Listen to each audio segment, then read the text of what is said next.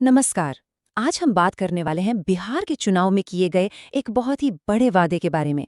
एक ऐसा वादा जो सुनने में ही अविश्वसनीय लगता है और जिस पर थोड़ी गहराई से नजर डालना तो बनता ही है। चलिए शुरू करते हैं। ये है वो नंबर 50 लाख करोड़ रुपए। जी हाँ, एनडीए के घोषणा पत्र में वादा किया गया है कि अगले 5 सालों में बिहार में इतना निवेश लाया जाएगा। 50 लाख करोड़।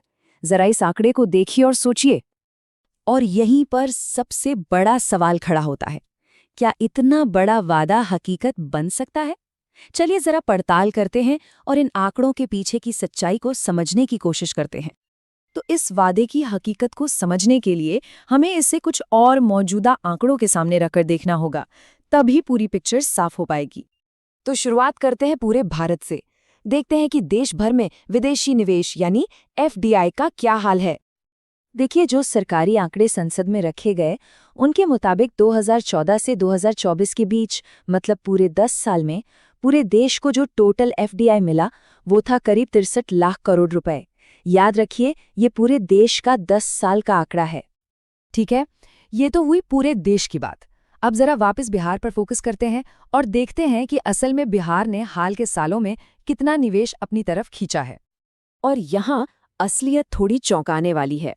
पिछले करीब करीब 5 सालों में बिहार को एफडीआई मिला है सिर्फ 1800 करोड़ रुपए।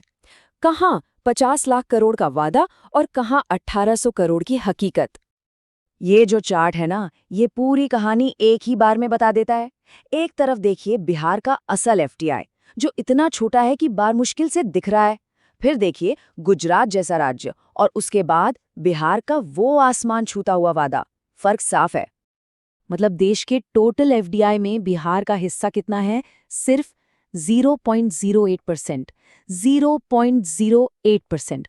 और आपको पता है, सोर्स के मुताबिक देश का लगभग 79% एफडीआई तो सिर्फ 4 राज्यों में चला जाता है: महाराष्ट्र, गुजरात, दिल्ली और कर्नाटक। अच्छा, तो ये सिर्फ निवेश के वादे तक ही सीमित नहीं है। ये जो घोषणा पत्र है, इसमें और भी कई बड़े बड़े और महत्वाकांक्षी दावे हैं। जैसे कि बिहार को सेमीकंडक्टर हब बना देंगे, एक बिल्कुल नया ग्रीन फील्ड पटना शहर बसाएंगे। सोचिए, कई सारे इंटरनेशनल एयरपोर्ट्स, हर जिले में एक मैन्युफैक्चरिंग यूनिट। मतलब वादों की कोई कमी नहीं है। और जैसा कि सोर्स में बताया गया है, ये सब सुनने में बहुत ही ज्यादा एम्बिशियस लगता है। अब सेमीकंडक्टर वाले वादे को ही पकड़ लेते हैं। हार्वर्ड केनेडी स्कूल की एक रैंकिंग है जो बताती है कि भारत इस मामले में दुनिया में 10वें नंबर पर है। हमसे आगे ताइवान, साउथ कोरिया, जर्मनी जैसे बड़े खिलाड़ी हैं, तो कंपटीशन बहुत तगड़ा है। और हाँ, इंटरनेशनल एयरपोर्ट्स की बात हुई तो जरा कुशीनगर का केस देखिए। अक्टूबर 2021 में बड़े जोर शोर से इसका उद्घाटन हुआ, और हुआ क्या, नवंबर 2023 आते आते वहां से रेगुलर फ्लाइट्स ही बंद हो गई। तो ये एक तरह से दिखाता है कि वादों और हकीकत में कैसा फासला हो सकता है। तो फिर सवाल ये उठता है कि असली चुनावी रणनीति क्या है? क्या ये सब वादे ही सब कुछ है, या फिर खेल कुछ और ही है? अब इस स्लाइड को देखिए, ये बहुत दिलचस्प है। एक तरफ है घोषणा पत्र के बड़े बड़े भविष्य के वादे, 50 लाख करोड़ का निवेश, सेमीकंडक्टर हब, और दूसरी तरफ है एक ऐसी चीज जो जमीन पर हो रही है, अभी हो रही है। वो है करीब 1.5 करोड़ महिलाओं के बैंक खातों में सीधे 10,000 रुपए का कैश ट्रांसफर। और इसी माहौल में सोर्स अमित शाह के एक बयान का भी जिक्र करता है।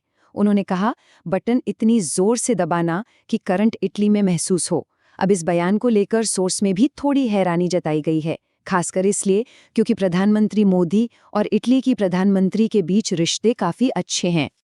तो सोर्स का जो फाइनल तर्क है वो ये है कि हो सकता है कि इस चुनाव का फैसला घोषणा पत्रों के इन बड़े बड़े वादों से न हो, बल्कि ये जो 10-10 हजार रुपए सीधे खाते में जा रहे हैं, वो ज्यादा बड़ा और असरदार चुनावी दांव साबित हो।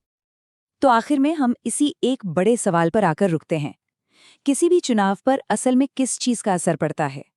भविष्य के बड़े बड़े विजन का, या फिर वो फायदे जो सीधे और तुरंत लोगों तक पहुंचते हैं? ये सोचने वाली बात है।